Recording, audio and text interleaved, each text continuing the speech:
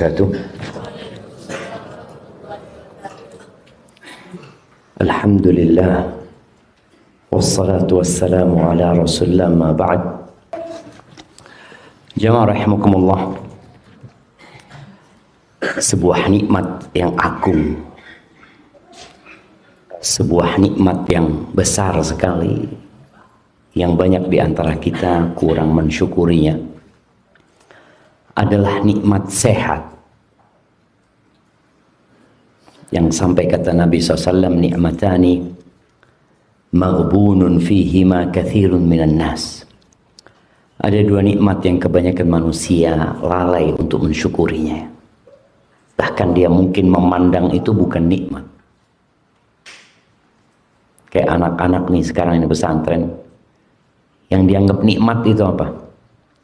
Fulus, harta, ya.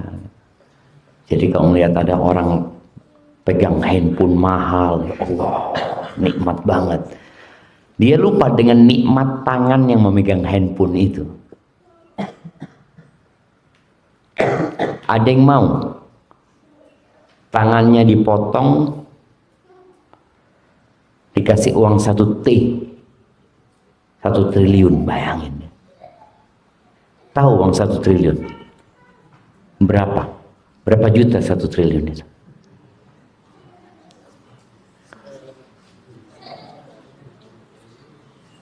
Berapa? Nah, berapa?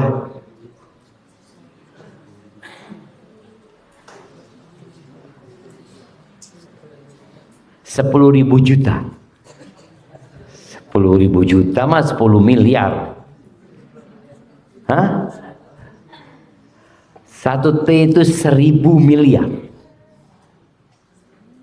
1.000 miliar. Mau tangannya dipotong tapi dapat 1 T. Apa gunanya? Itu yang kadang-kala kita lupa untuk mensyukuri. Dan kelak ketika hari kiamat, Allah mengatakan la tus'alunna yauma idzin 'anin na'im. Di antara pertanyaan yang akan ditanyakan adalah alam nusahhi badanak. Bukankah kami telah memberimu badan yang sehat? Pakai buat apa? Gitu.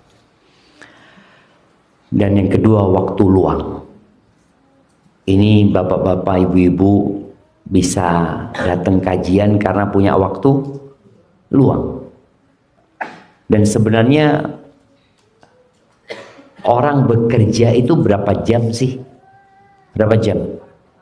8 jam lah. Ya, kalau kita lihat aturan itu 8 jam waktu bekerja.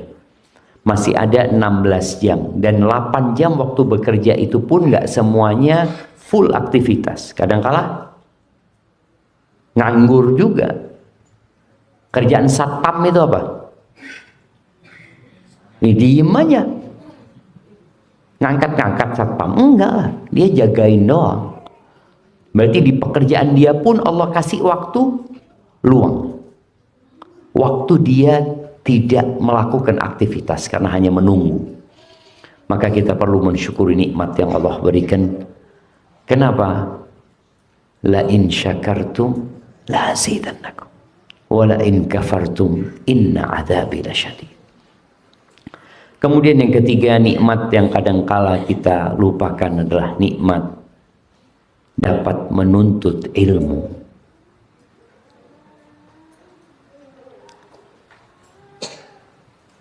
Kejadian Qarun ketika dia berjalan, ya, Allah ceritakan di surat Al-Qasas di ayat 70-an, ya. Coba Anda lihat ayat berapa.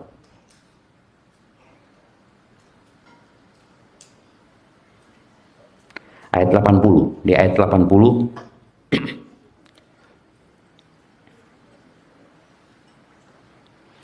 di ayat 79 sebelum ayat 80 ini, Allah Azza wa Jalla menceritakan bagaimana Qarun ini pamer kekayaannya.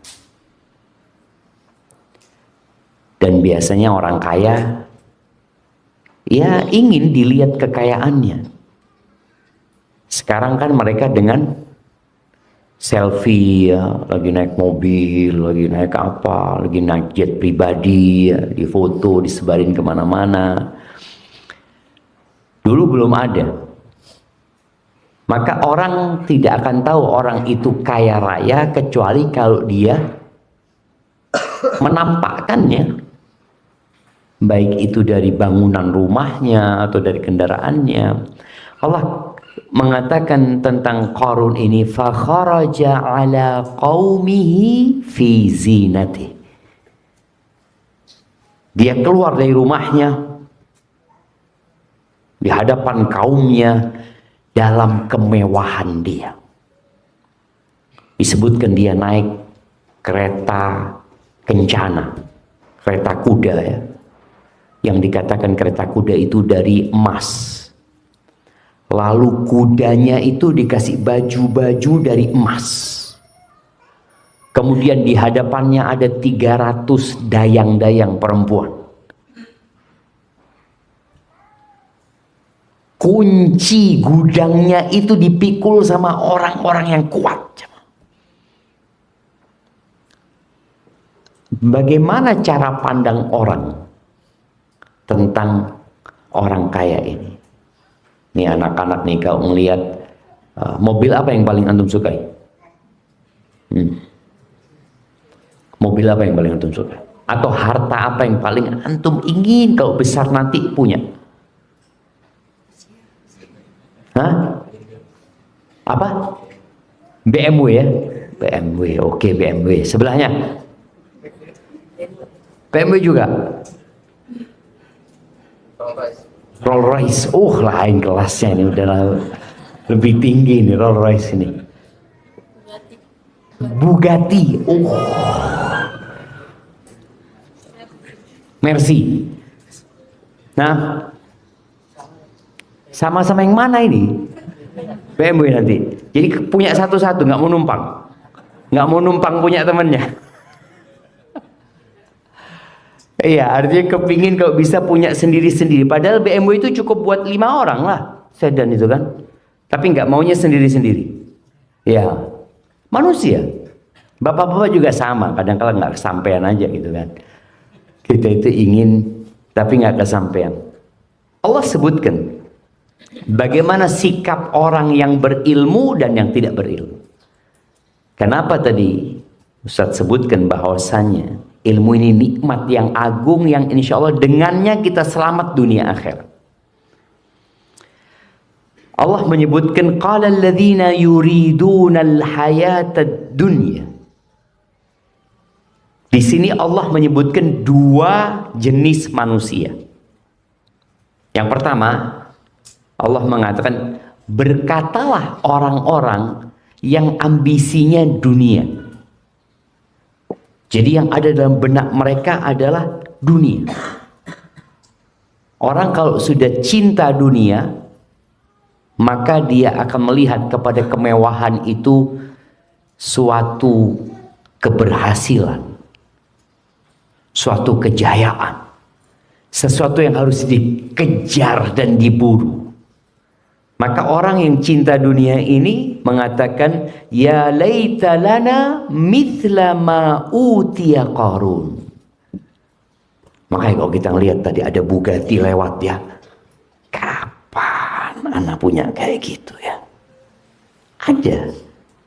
Motor, kalau motor antum kepingin motor apa? Vario aja. Iya boleh jadi, karena dia yang dilihat Vario itu keren gitu kan. Daripada Beat lebih keren mana? Vario lah, aduh Beat gitu. Iya. Pengen motor apa? Honda. Iya Honda apa? Ini Vario juga Honda gitu. Nah, apa? Honda apa ini?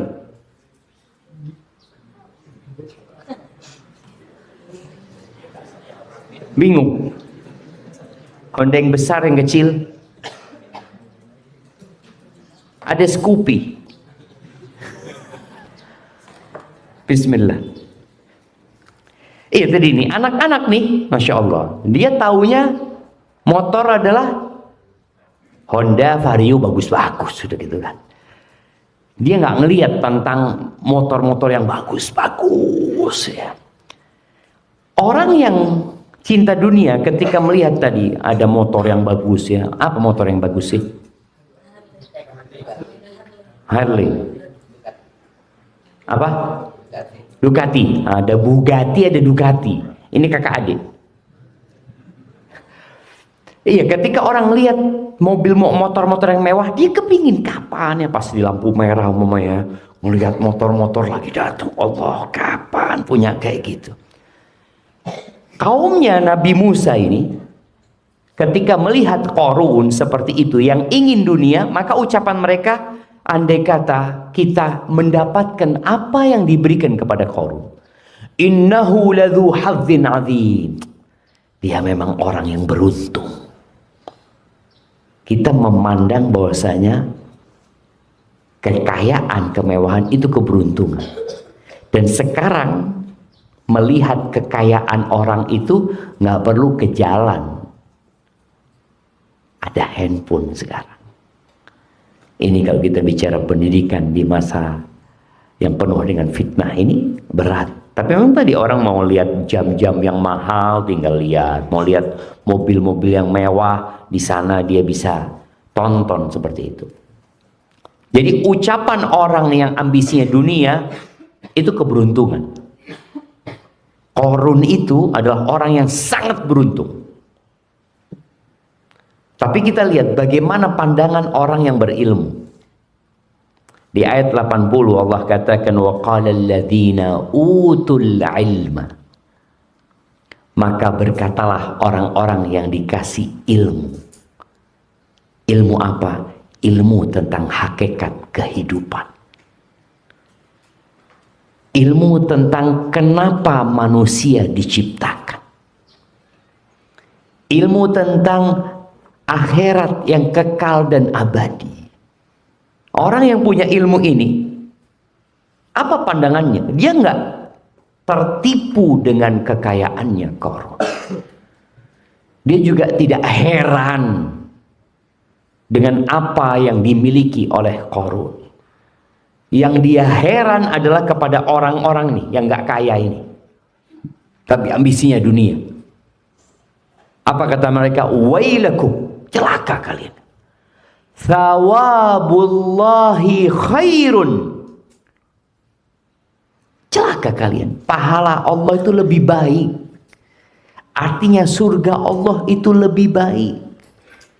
Semua nikmat yang Allah berkaitan yang mengantarkan ke surga itu lebih baik dari dunia dan isinya. Bayangin dia 2 rakaat sebelum subuh. Tadi sholat 2 rakaat sebelum subuh anak-anak, itu lebih baik dari Jakarta dan isinya. Lebih baik dari Indonesia dan isinya. Jadi kalau dikasih pilihan, nih anak-anak nih kasih pilihan, memiliki Indonesia dan isinya, artinya Indonesia milik antum aja. Semua penduduk Indonesia harus keluar karena jadi milik antum. Dengan 2 rakaat sebelum subuh, lebih baik mana? Lebih baik 2 rakaat sebelum subuh tadi. Dan Nabi SAW mengatakan rakaatul fajri khairun minad dunya wa ma fiha. Rakaat sebelum subuh itu lebih baik dari dunia dan isinya. Makanya orang yang berilmu menyampaikan ini. Celaka kalian. Kalian berpikir ingin menjadi seperti Qarun, mendapatkan kekayaan itu. Tidak berpikir bagaimana memiliki kekayaan itu kekal dan abadi. Terus lebih baik buat siapa? Liman amana wa amila salihan. Buat orang yang beriman dan beramal saleh. Wala yulaqqaha illa sabirun. Tapi nggak bisa memiliki pandangan seperti itu ya. Kemudian beramal soleh, menguatkan keimanannya, kecuali orang-orang yang sabar. Kalau kita nggak sabar, ya akhirnya kita ingin seperti Qarun. Karena memandang dunia ini segala-galanya. Padahal nggak ada apa-apanya dunia ini. Dengan 2 rakaat sebelum subuh. Nabi SAW pernah menyebutkan la mawdi'u sauti ahadikum fil jannah. Tempat cemeti kalian, cepat pecut ya. Dulu orang-orang naik kuda, naik onta, naik keledai, kadang-kala dia harus pegang cemeti untuk supaya lebih cepat. Tempat itu mungkin 1 meter kita anggap. Tempat 1 meter itu di surga khairun minad dunya wa ma fiha, lebih baik daripada dunia dan isinya. Dunia ini akan hancur sehancur-hancur. Gunung-gunung yang kita lihat sekarang ini menjulang tinggi. Dan boleh jadi ini daerahnya apa namanya? Ciangsana. Ciangsana ini daerah tinggi sudah. Dataran tinggi kan? Iya, udah daerah tinggi kan. Ini nanti akan rata. Rasul SAW pernah ditanya tentang gunung-gunung. Kalau yang berangkat ke Mekah melihat banyak gunung-gunung, ya nggak rata kota Mekah itu. Mereka bertanya, wa yas'alunaka 'anil jibal. Gimana ceritanya gunung ini? Kalau rumah hancur, mereka melihat. Rumah hancur ya sering ada gempa ya hancur rumahnya. Tapi gunung nggak pernah hancur. Di mana gunung hancur? Gunung meletus tapi tetap dia kokoh ada. Kata Allah Azza wa Jalla, faqul yansifuha rabbi nasfa fayadharuha qa'an safsafa la tara fiha iwajan wala amta. Katakan kepada mereka, Allah akan menghancurkan sehancur-hancur. Nggak ada lagi nanti yang tinggi dan yang rendah, semuanya rata. Dan tidak ada lagi tanda-tanda milik kita. Dari mana tuh? Bekasi. Nggak ada lagi cerita, oh ini Bekasi ya. Nggak ada. Itu dulu rumah anak kecil di sini dulu. Nggak ada. Hilang semua tanda-tanda. Yang ada rata. Seperti meja nih. Kalau Nabi SAW mengatakan kursil bayda. Kalau kursatil bayda. Seperti roti yang putih. Rata. Baik, cuma tadi yang bisa selamat itu orang-orang yang sabar. Sabar itu ada 3. Sebutkan. Nah, sabar itu ada 3 macam. Nah, sebutkan. Sabar melawan hawa nafsu. Sabar berbuat kebaikan. Sabar dalam musibah. Sabar dalam musibah, Masya Allah. Tabarakallah. Anak kasih air ya. Karena nggak punya apa-apa, anak kasihkan air kepada beliau. Nah, iya, sabar meninggalkan larangan ya. Tadi kalau bicara bahasanya menahan hawa nafsu, karena biasanya yang dilarang-larang itu dimaui oleh nafsu kita. Nggak boleh ini, tapi hati udah seneng sana. Makanya bapak-bapak nih kalau ngomong sama istrinya, istriku, aku cinta sama kamu, katakan. Aku minta satu hal. Semua lemari di rumah ini boleh kau buka, kecuali yang itu ya. Jangan kamu buka. Kira-kira apa yang dilakukan sama istri? Dibuka. Dibuka. Padahal tulisannya cuma ketika dibuka, kamu buka kan? Iya. Cuma itu tulisan. Tapi tadi dikatakan tadi menahan hawa nafsu. Jadi kita punya keinginan yang dilarang itu mesti membuat kita penasaran. Kenapa kok nggak boleh? Sebagaimana Nabi Adam alaihissalam. Nabi Adam itu boleh makan dari semua yang ada di surga. Bayangin, semuanya boleh. Wala taqraba hadhihi syajarah. Jangan ini, pohon ini jangan dideketin. Dekat aja jangan sudah. Ternyata bukan dekat, malah dimakan. Atas godaan ya iblis dan hawa nafsu manusia. Maka perlu kesabaran tadi. Lalu apa yang terjadi sama Qarun? Allah mengatakan fakhasafna bihi wa bidarihil ardh. Allah tenggelamkan Qarun ini bersama rumah dan semua kekayaan. Jadi bukan dia sendiri. Tapi bersama rumah-rumahnya, wallahu a'lam apakah di rumahnya ada keluarganya, tentunya biasanya seperti itu. Bersama semuanya Allah benamkan. Fama kana lahu min fi'atin yansurunahu min dunillah. Enggak ada yang bisa nolong Qarun. Kalau dia punya anak buah, ya punya bodyguard, enggak ada yang bisa nolong dia. Dan itu yang terjadi dengan kita.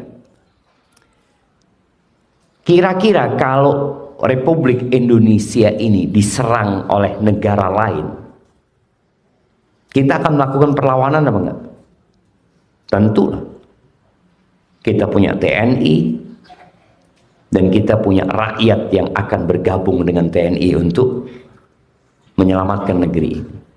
Tapi ketika terjadi gempa, kemana TNI lari? Nah, apakah TNI akan lari ke gudang senjata untuk ambil senjata? Apakah TNI akan mengeluarkan tanknya, akan mengeluarkan kapal perangnya? Kenapa? Kita mau menghadapi gempa. Nggak ada. Nggak bisa. Maka Allah katakan, nggak ada yang bisa nolong Qarun. Nggak ada. Kalau mungkin Qarun dirampok, ada yang bisa melawan. Tapi ketika menghadapi Allah Azza wa Jalla, nggak ada. Lalu kata Allah Azza wa Jalla, wa ma kana minal muntasirin, dan dia tidak masuk orang-orang yang tertolong juga. Bagaimana sikap orang-orang yang ingin dunia? Ingat, anak menyampaikan ini karena anak-anak nih akan lulus ya dari sekolah. Orang tua juga akan melihat anak-anaknya lulus dari sekolah. Ambisi kita cuma dua, ada yang ambisi dunia, ada yang ambisinya akhirat. Dan kalau antum jadi ustadz, kira-kira antum masih suka sama fulus apa enggak? Nah, mau jadi apa kalau ustadz? Jadi ustadz insya Allah. Jadi pembisnis, kenapa? Cari fulus kan? Iya kan, cari fulus. Nah, mana lagi yang ustaz mau tanya? Nah, yang pakai kacamata, kalau besar mau jadi apa? Oh, jadi ustaz. Kira-kira kalau jadi ustaz nanti masih suka sama fulus? Masih kan? Ah, betul, masih suka. Jadi Nabi alaihi salatu wasallam mengatakan, likulli ummatin fitnah wa fitnatu ummati al-mal. Semua umat-umat yang terdahulu itu ada cobaannya. Jadi ada cobaan yang khusus buat mereka. Dan fitnah umatku adalah harta. Harta. Maka Allah ceritakan nih, bagaimana sikap yang berilmu tadi menahan diri. Dia tahu dunia ini menyenangkan, tapi dia berusaha untuk menyabarkan dirinya. Tapi orang yang ambisinya dunia tidak, dia akan berpikir bagaimana mendapatkan uang, ya, bagaimana dia mendapatkan kedudukan jabatan. Bas itu yang dia pikirkan. Lalu Allah katakan, wa asbahal ladzina tamannau makanahu bil ams. Bagaimana cerita dengan orang-orang yang kemarin berangan-angan ingin seperti Qarun. Ingin seperti Qarun. Jadi dianggap Qarun ini role model orang paling sukses sudah. Kalau di Indonesia banyaklah. Mungkin orang ingin menjadi seperti artis fulan. Enak ya artis fulan, duitnya banyak, ini tuh. Kapan aku seperti dia? Ini orang-orang yang menginginkan atau berangan-angan untuk menjadi seperti Qarun, yaqulun, baru mereka sadar. Wa ka'anna Allah yabsutur rizqa liman yasha'u min ibadihi wa yaqdir. Iya ya, kata mereka. Memang Allah itu membagi rizki sudah penuh dengan hikmah. Sebagian diluaskan rizkinya, sebagian ditakar rizkinya. Dan orang berpikir kalau miskin itu nggak dikasih karunia sama Allah. Manusia itu berpikir, kalau dia ngelihat orang kaya, wah Allah ya, dikasih karunia banyak dia sama Allah. Ketika dia ngelihat dirinya, aku nggak dikasih apa-apa sama Allah. Tapi setelah kejadian Qarun, apa kata mereka? Laula amannallahu alaina la khasafa bina. Kalau bukan karena karunia Allah kepada kami, pemberian Allah kepada kami, niscaya kami pun akan dibenamkan. Berarti kemiskinan itu jadi nikmat.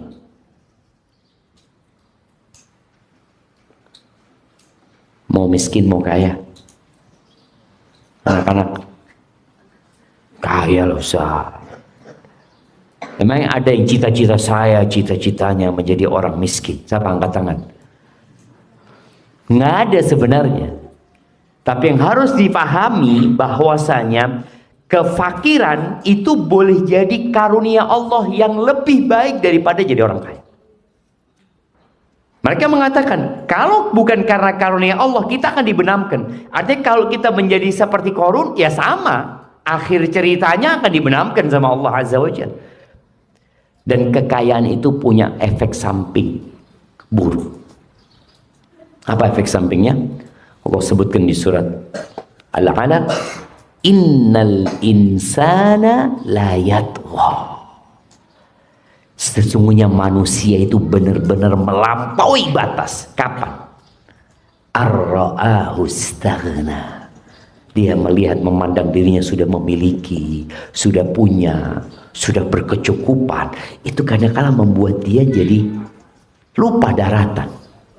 Tapi kalau orang fakir, ya biasanya dia akan terus minta sama Allah Azza wa Jalla. Ahibati fillah, nggak apa-apa jadi orang kaya. Kata Nabi SAW, la ba'sa bil ghina. Tapi ada syaratnya. Limanittaqa. Nggak apa-apa kekayaan itu, tapi syaratnya apa? Bertakwa. Kemudian Nabi SAW mengatakan, walakinna sihhata khairun minal ghina limanittaqa. Akan tetapi kesehatan itu lebih baik daripada kekayaan buat orang yang bertakwa. Betul apa enggak? Coba antum pikirkan. Orang ketika sakit, dia harus masuk rumah sakit. Dia harus bayar mahal. Kemudian pulang, ya tidak sembuh. Berapa banyak orang sekarang yang mengeluarkan uang ratusan juta tiap bulannya untuk mengobatin sakitnya. Jadi ada manusia ketika dia sehat cari duit, ketika sudah kaya, duitnya digunakan untuk mencari kesehatan. Jadi ada manusia ketika sehat cari apa? Cari fulus. Lupa dengan nikmat sehat tadi. Fulus. Ketika dia sudah dapat fulus, dia cari apa sekarang? Cari sehat. Itu banyak terjadi dengan orang-orang terkaya ya, yang kemudian sudah duitnya nggak bisa beli sehat. Beli obat bisa. Beli obat bisa, tapi beli sehat nggak bisa. Ahibati fillah, ya, di era yang penuh dengan fitnah ya. Rasul sallallahu alaihi wasallam mengatakan, "U'dud sittan baina yaday sa'ah." Kata beliau, hitunglah akan ada 7 perkara sebelum terjadinya kiamat. Yang pertama beliau katakan, mauti, kematianku.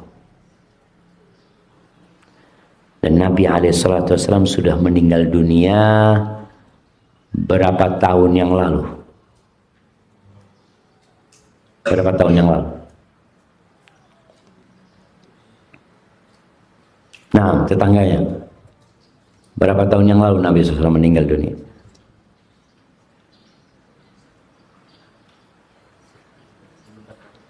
Seribu 1400. Baik. Yang belakang.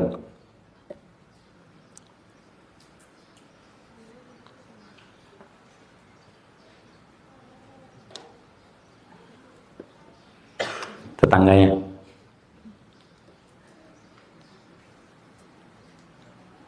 Ini tanda-tanda kiamat gitu. Artinya tanda, anak kepingin tahu tanda ini berapa tahun yang lalu sudah terjadi gitu.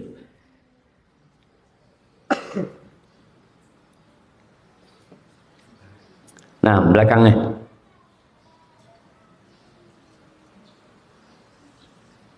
Berapa?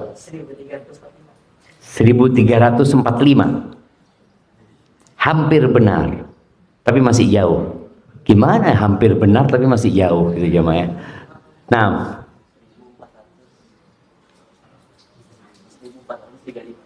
1436. Anak kasih hadiah. Walaupun air, nggak apa-apa lah. Masya Allah ya. 1436 kan? Meninggalnya Nabi SAW kapan? Tahun 11. Sekarang tahun? Nah, iya, antum telat setahun. Ini 47 sekarang sudah.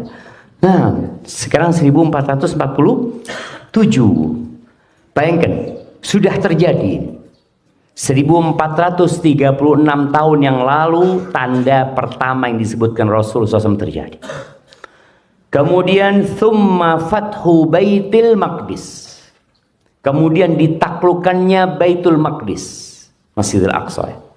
Semoga Allah membebaskan Masjidil Aqsa dan kaum muslimin di Palestina dari genggaman para penjajah Zionis di sana ya. Baik. Kapan penaklukan Baitul Maqdis?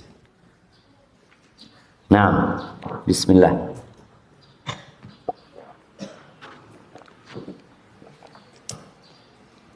Nah, ayo santri-santri ini harus tahu sama sejarah. Kenapa? Karena sejarah itu kejayaan kita. Kalau generasi umat Islam sekarang lupa dengan sejarahnya, maka jangan berharap Islam akan jaya kembali. Ya gimana? Dia nggak tahu. Nah, bagi kita doakan saudara-saudara kita, Allahumma ansur ikhwanal mustad'afin fi Filistin. Doa kita seperti itu. Ditanya, kapan Palestina itu ditaklukkan sama umat Islam? Wallahu a'lam ya, dulu kayaknya. Dulu. Ya jelas dulu, sekarang dikuasain Yahudi gitu. Nah, tahun berapa? Umar bin Khattab itu datang dari kota Madinah menerima kunci Masjidil Aqsa. Dan itu tanda kiamat. Tahun berapa? 4 tahun setelah meninggalnya Rasulullah SAW.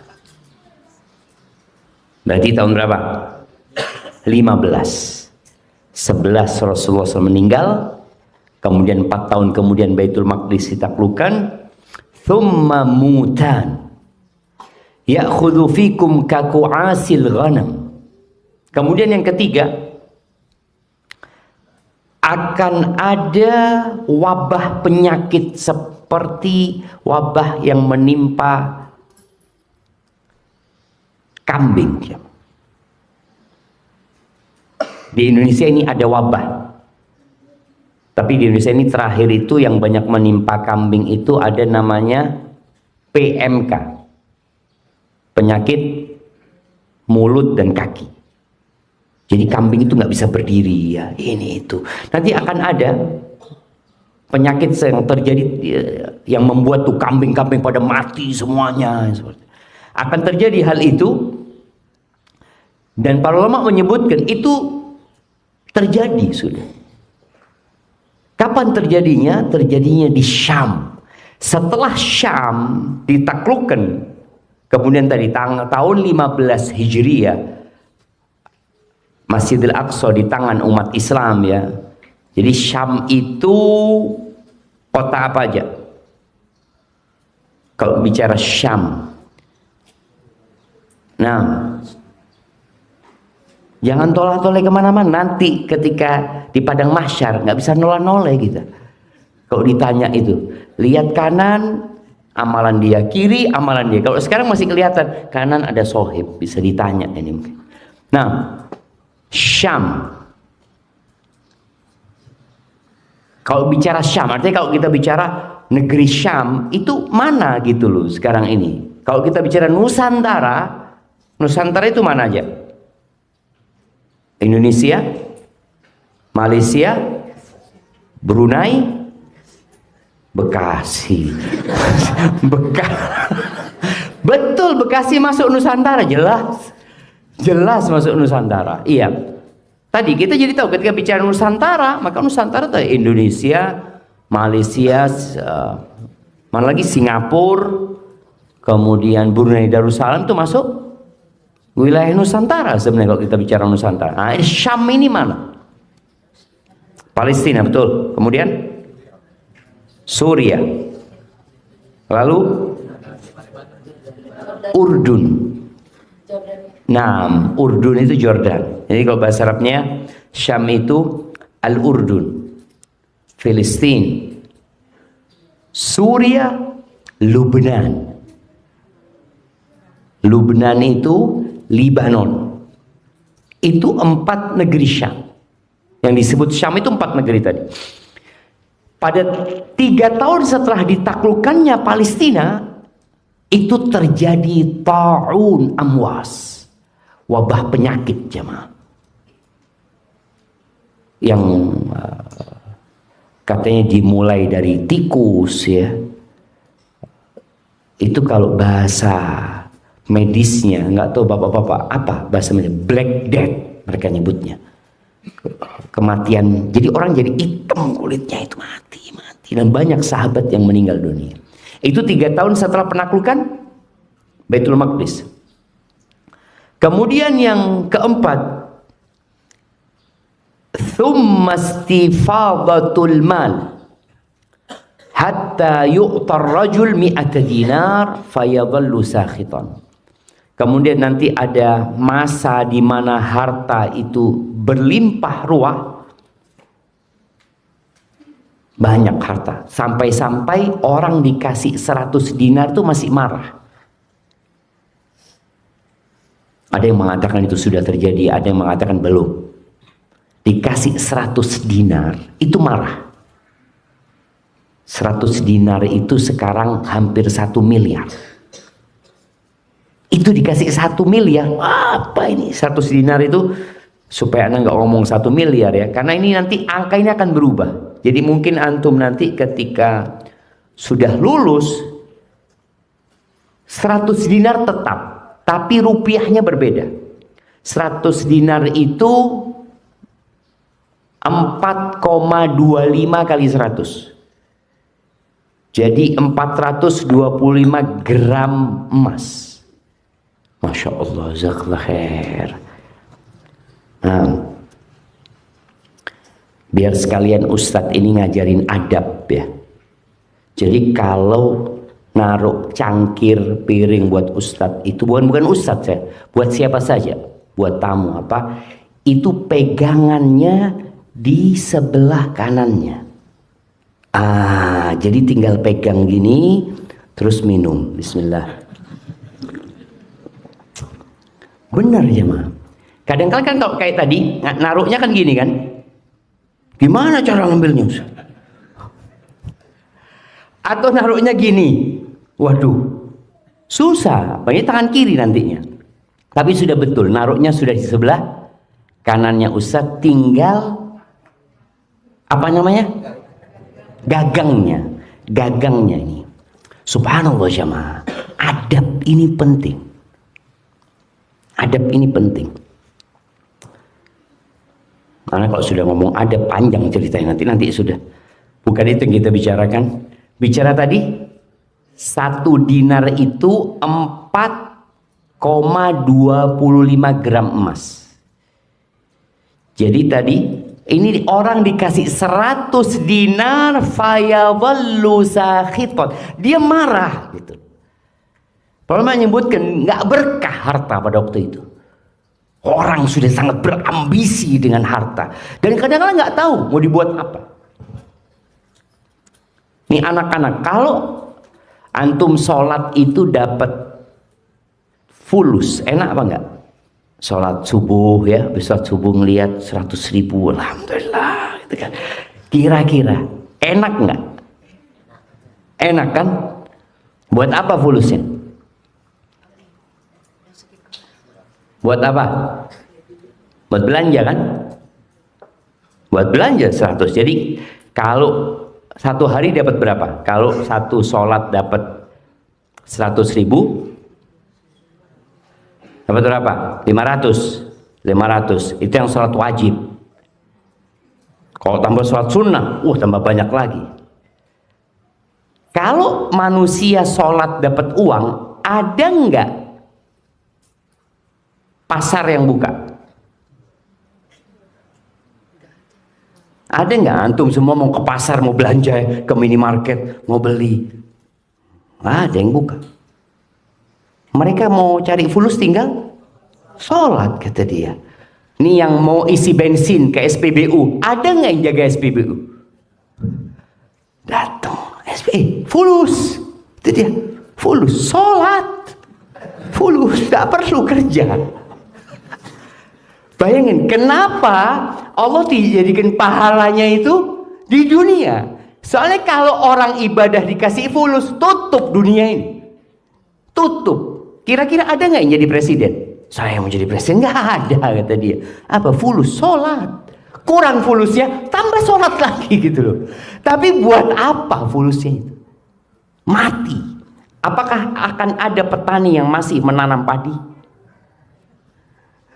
Nggak ada petani, tinggal sholat. Allahu Akbar, fulus. Allahu Akbar, fulus. Nggak ada. Maka tadi Allah tidak jadikan pahalanya fulus. Kalau di surga itu nggak ada lagi orang kerja, nggak ada lagi. Makanya pahalanya Allah berikan di surga. Tinggal menikmatin. Hari ini kita perlu beramal. Maka tadi akan datang fitnah nanti. Orang dikasih 100 dinar marah dia. Apa cuma segini? Allahu Akbar. Dari banyaknya harta. Kemudian yang kelima, wa fitnah. Akan ada fitnah, la yabqa baitun minal arabi illa dakhalatu. Akan ada fitnah yang tidak ada satu rumah pun dari rumah orang Arab itu kecuali akan dimasuki olehnya, oleh fitnah ini. Ada yang menyebutkan fitnah itu peristiwa yang terjadi pada waktu perang Siffin, ya, atau kemudian fitnah-fitnah yang telah berlalu. Sebagian ulama masa kini menyebutkan boleh jadi fitnah yang dimaksud Nabi SAW selain yang sudah berlalu, dan yang lebih dahsyat itu adalah fitnah internet. Nih, kalau sekarang HP kita, bisa HP hidup tanpa internet? Bisa, Ustaz. Hidup doang gitu, nggak bisa buka apa-apa gitu. Iya. Fitnah yang masuk ke setiap rumah. Bahkan boleh jadi fitnah di luar rumah sama di dalam rumah lebih dahsyat di dalam rumah. Ketika Uqbah ibn Amir, insyaallah Uqbah ibn Amir seorang sahabat, berkata kepada Nabi SAW, "Ya Rasulullah, man najah?" Wahai Rasulullah, ajarkan kepada kami keselamatan itu apa? Dan ketika terjadi fitnah itu, banyak fitnah, bagaimana cara kita menyelamatkan diri kita? Kata Nabi SAW, "Wal yasa'ka baituka." Amsik alaika lisanak wal yasa'ka baituka wabki ala khati'atika. 3 cara untuk menyelamatkan diri dari fitnah. Yang pertama, jaga lisanmu.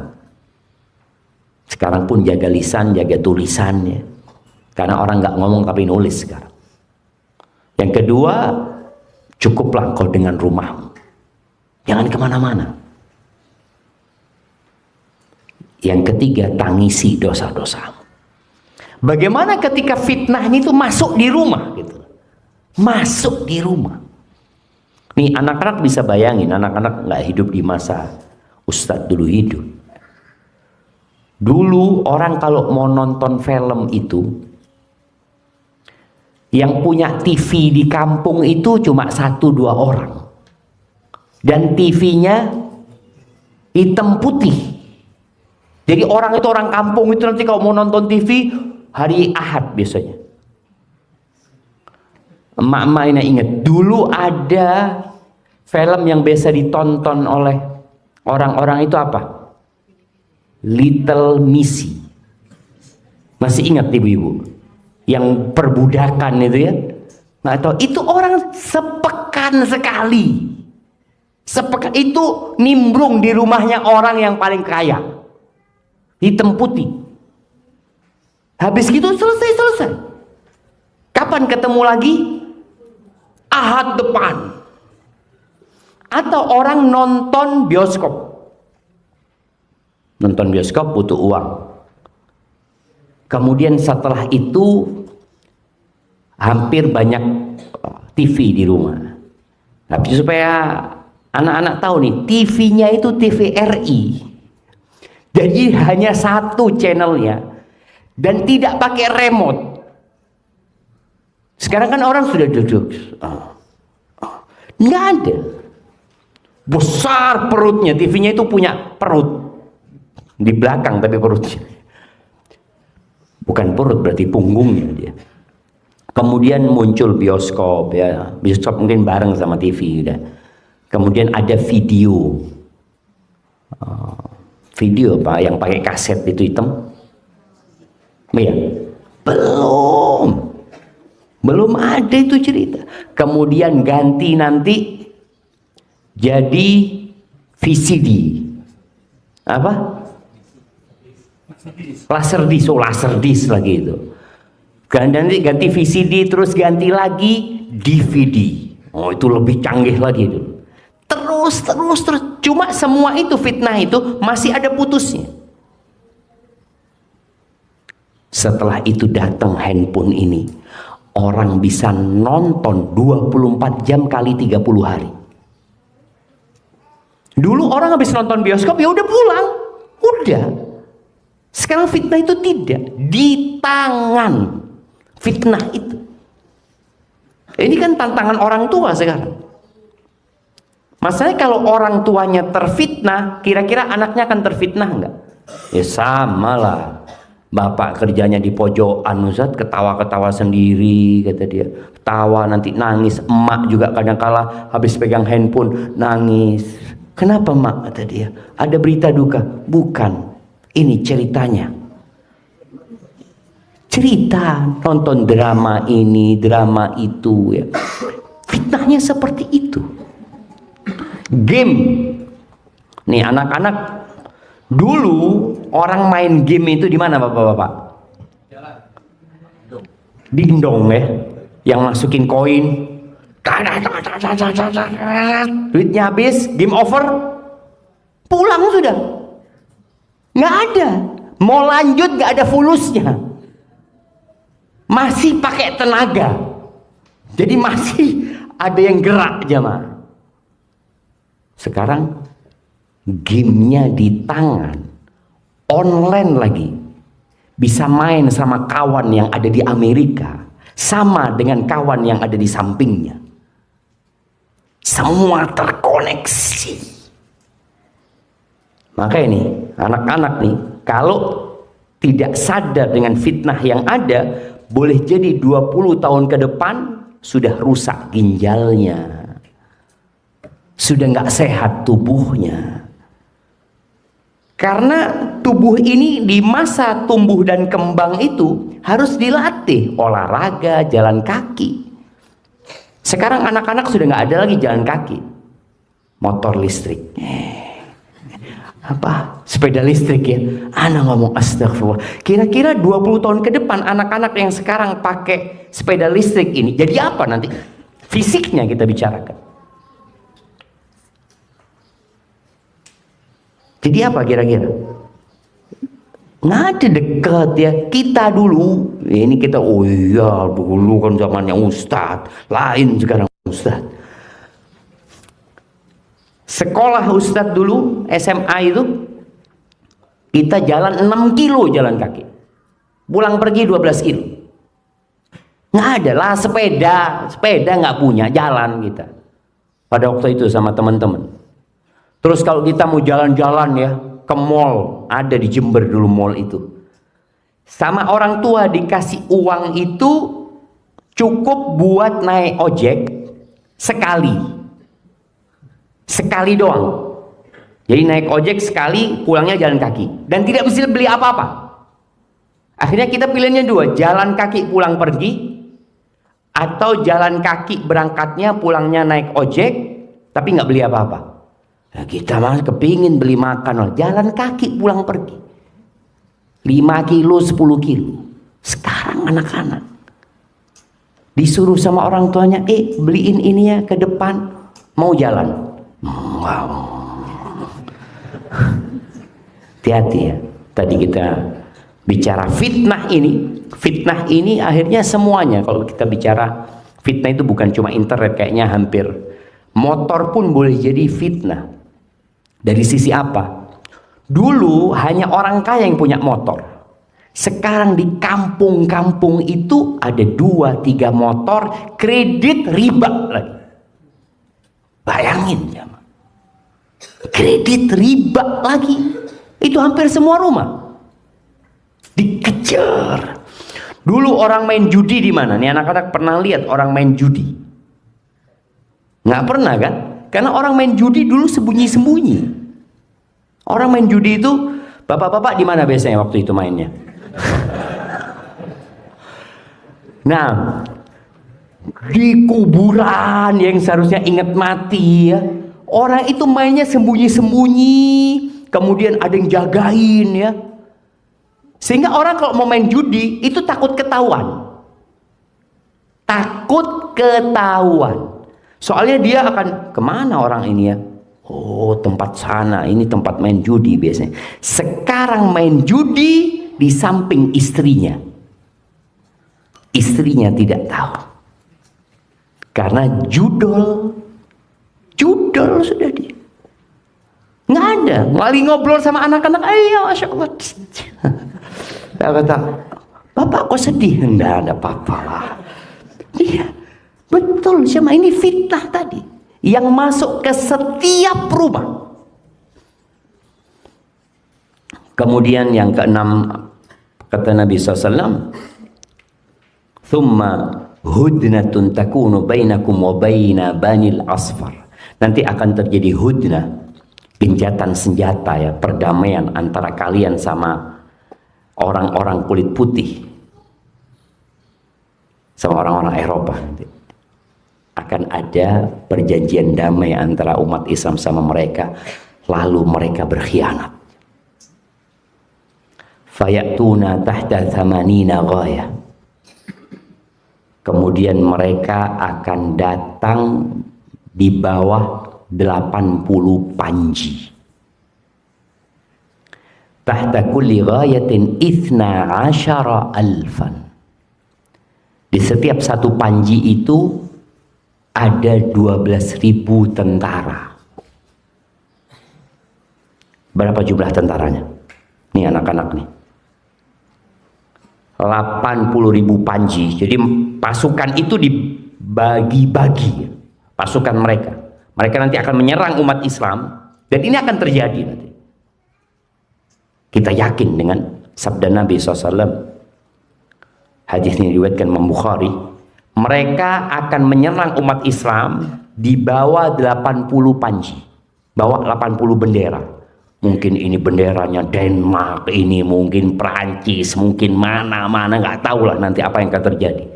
Yang jelas mungkin Amerika, itu akan terjadi.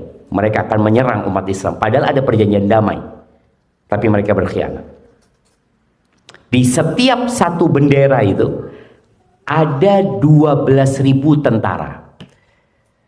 Pertanyaannya, berapa jumlah tentara itu?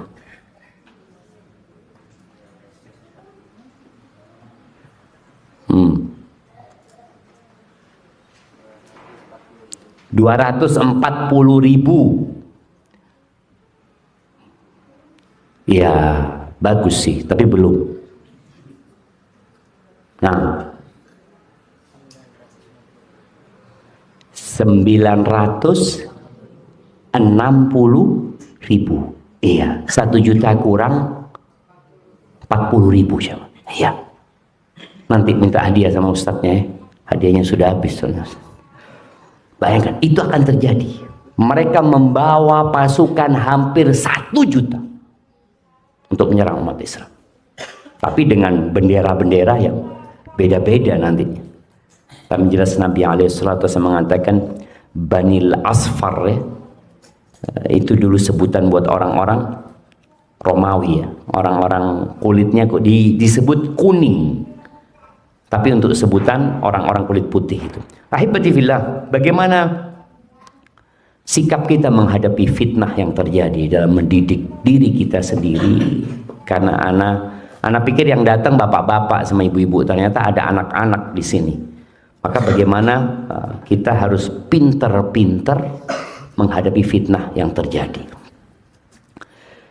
Tantangan di masa sekarang ini ya konten negatif, banyaknya konten negatif di media tersebut.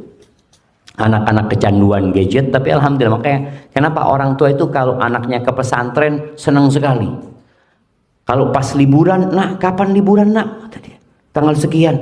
Aduh ya, bakal ketemu HP lagi anak-anak ini. Ketika anaknya balik ke pesantren, bahagia nggak orang tua itu? Ibu-ibu seneng nggak kalau anaknya balik ke pesantren? Nah, seneng. Karena nggak ketemu sama fitnah ini. Alhamdulillah fitnah ini belum masuk pesantren. Karena belum balik fitnahnya itu. Jadi belum boleh masuk pesantren. Mungkin nanti ada pesantren-pesantren yang sudah membolehkan masuknya fitnah. Dan ya perlu kontrol dari orang tua, dari guru, dan kontrol dari diri kita sendiri. Orang tua harus sering duduk sama anaknya. Karena sejak ada media ini, hubungan sosial antara orang tua sama anak itu mulai agak jauh. Jadi semua punya kehidupan masing-masing. Orang tua punya kehidupan di alam, kadang-kadang suami istri. Ya Allah jemaah ya, tahun 2010 mungkin 2010 anak pulang dijemput sama kawan, dia suami istri sama supirnya. Akhirnya anak duduk di depan. Anak pikir perjalanan ini akan penuh dengan obrolan ya. Ternyata suami istri di belakang itu sedang pegang BlackBerry masing-masing. Jadi suami istri nggak ngobrol sama orang mana nggak tahu. Jadi semua pegang BlackBerry. Tahu BlackBerry? Sebagian anak-anak lahir ketika BlackBerry sudah mati. Jadi nggak tahu ada BlackBerry. BlackBerry itu sebelum adanya Android ya, sebelum ada iOS ini, ya untuk WA yang lebih murah mungkin ya. Seperti jadi sibuk dengan teknologi ini. Maka orang tua harus mengontrol diri, kapan dia pakai dan kapan dia tidak pakai.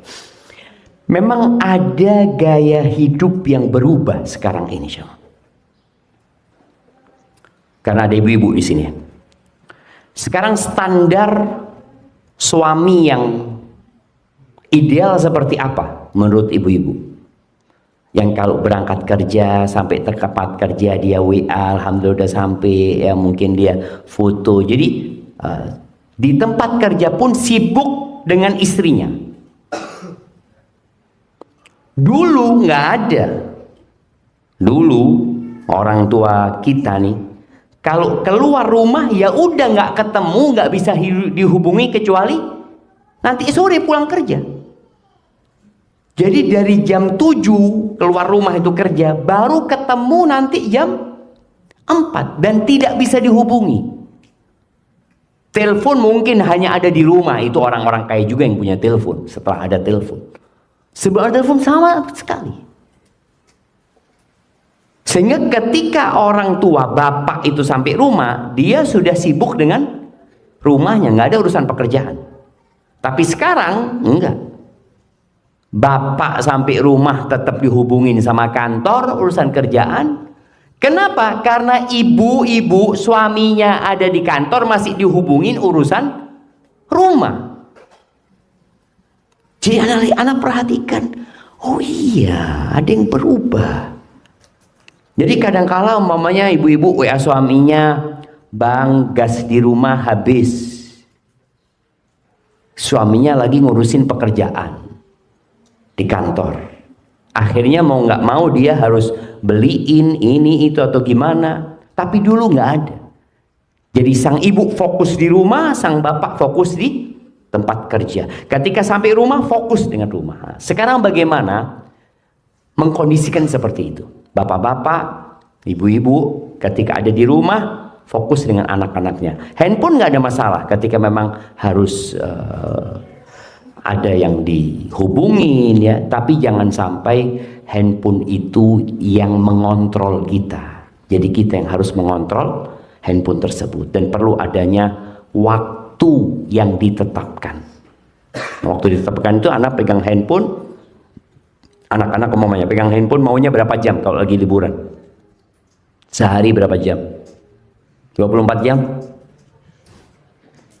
Berapa jam? 2 jam cukup? Berapa jam? Kira-kira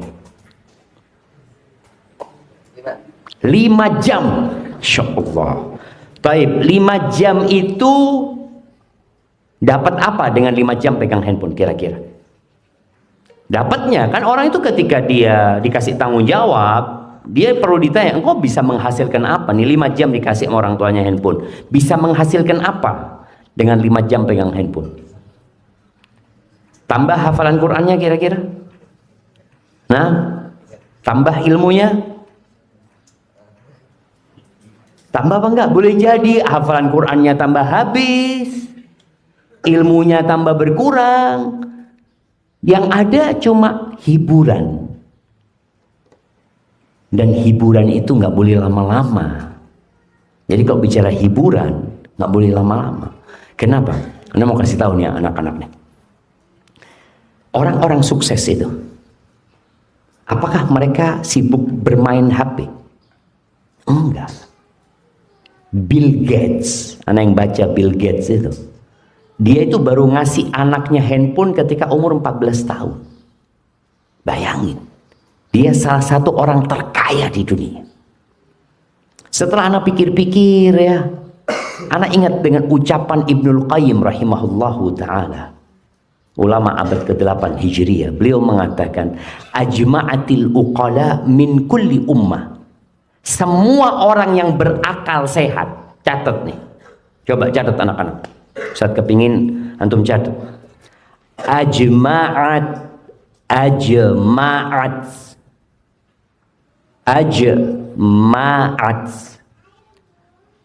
al-uqala'u, ajma'at al-uqala'u min, ajma'at al-uqala'u min kulli ummah, min kulli ummatin, ajma'atil uqala'u min kulli ummatin. Udah belum?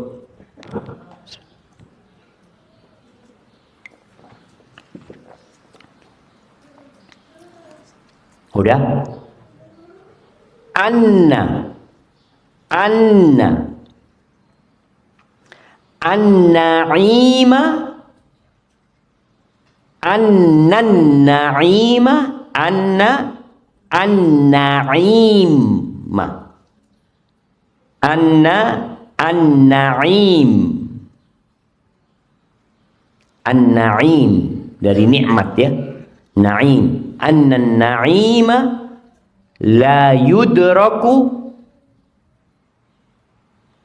la yudraku, la yudraku, an-na'ima la yudraku bin na'imi, an-na'ima la yudraku bin na'imi. Waman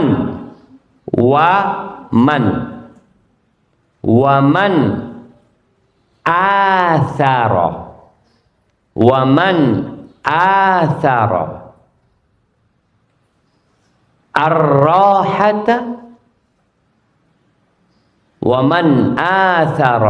ar-rahata fatathu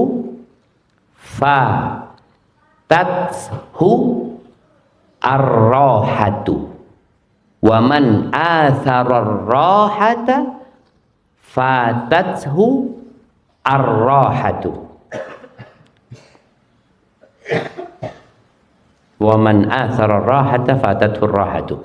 Jadi ajma'atil uqala min kulli ummah. Semua orang yang berakal dari setiap umat, apapun agamanya jamaah, apapun agamanya.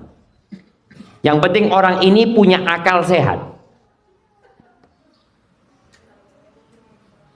Ya. Udah selesai belum nulisnya? Kalau udah dengerin Ustaz sekarang. Artinya insya Allah tahulah artinya. Setiap orang yang berakal sehat dari setiap umat itu bersepakat bahwa kenikmatan tidak bisa diraih dengan kenikmatan. Bahwa kenyamanan itu tidak bisa diraih dengan kenyamanan, tapi diraih dengan perjuangan, dengan capek, lelah. Dan barang siapa yang lebih mementingkan hiburan, lebih mementingkan istirahat, santai, nyaman, ya ketika masih muda, maka dia akan kehilangan waktu istirahat yang sebenarnya. Barakallahu fiik. Itu yang dapat Anda sampaikan. Anda lihat sebagian jamaah sudah mulai menikmatin kajian ini. Sebagian Anda lihat sudah mulai merem ya. Mungkin dari sebelum subuh tadi datangnya bapak-bapak ini. Iya. Jadi nanti ada kesalahan dari panitia, seharusnya dibikin jam 6 gitu kajiannya kan, supaya ya nggak terlalu subuh. Seperti itu. Karena tempatnya memang tadi ini masuk mana ini? Bogor. Masuk Bogor ya, masuk Bogor. Semoga Allah mudahkan. Itu yang dapat Anda sampaikan. Anda kepingin berlama-lama sama antum di sini, tapi karena ada kegiatan yang harus dilakukan sebentar lagi. Tapi paling tidak ada sedikit lah yang bisa diambil, dipetik faedahnya dan diamalkan sama anak-anak, khususnya buat para orang tua. Jadilah orang baik supaya anak-anaknya baik, jadilah orang soleh supaya anak-anaknya soleh. Karena anak-anak itu lebih lebih melihat daripada mendengar orang tuanya. Kalau dia lihat orang tuanya soleh, insya Allah dia akan mengikuti. Tapi kalau dia lihat orang tuanya suka ngomong, ngasih nasihat, teori, ini macam-macam, kadang-kala anak-anak itu tidak mengamalkan karena orang tuanya sendiri tidak mengamalkan hal tersebut. Itu yang dapat Anda sampaikan. Mungkin kita nggak ada tanya jawab jamaah. Insya Allah di lain kesempatan, semoga ma'had ini diberkahi sama Allah Subhanahu Wa Taala, dan para orang tua dikasih anak-anak yang soleh soleha, dan semoga Allah memasukkan kita ke surganya. Subhanakallahumma wa bihamdika asyhadu an la ilaha illa anta astaghfiruka wa atubu ilaik. Wassalamualaikum warahmatullahi wabarakatuh.